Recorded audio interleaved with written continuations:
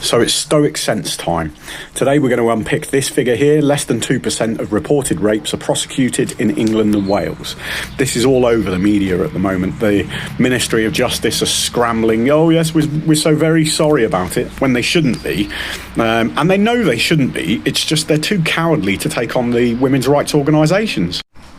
Now the reason for this is that of all reported crimes in the UK, only 7% are actually prosecuted. 7%, making a 1.7% prosecution rate actually a very, very good rate compared to most other crimes reported. Anyway, now that we've unpicked that, let's talk about why there are so many false accusers in the UK.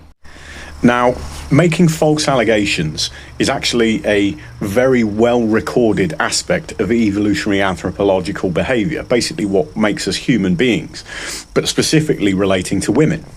So there's a great paper by Muggleton and Fincher into slut shaming.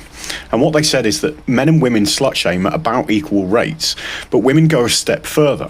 And what they do is when they identify a slut within their social group, they will use gossip and innuendo as a form of reputation destruction. They will even go as far as being physically violent with those sluts in an attempt to isolate them from the wider community. Now, the reason they do that used to be very, very important. So we only left extreme Darwinian selection conditions 226 years ago. Before that, the child mortality rate was through the roof. 90% of the world's population was unsuccessful in passing on their genetics up until 1895.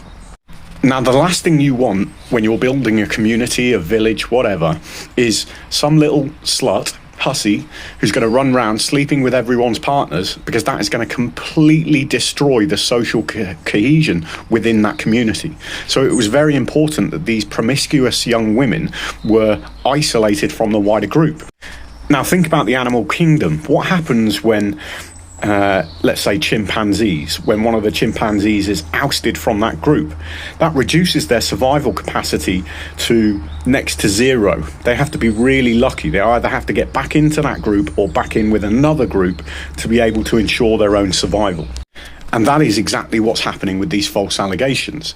They're taking revenge, and we've seen that in the domestic violence research. They're taking revenge and they're utilising gossip and innuendo to isolate people from the wider group.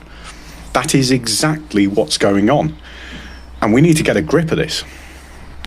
They are literally reducing your life chances, your happiness, your freedom, your life successes,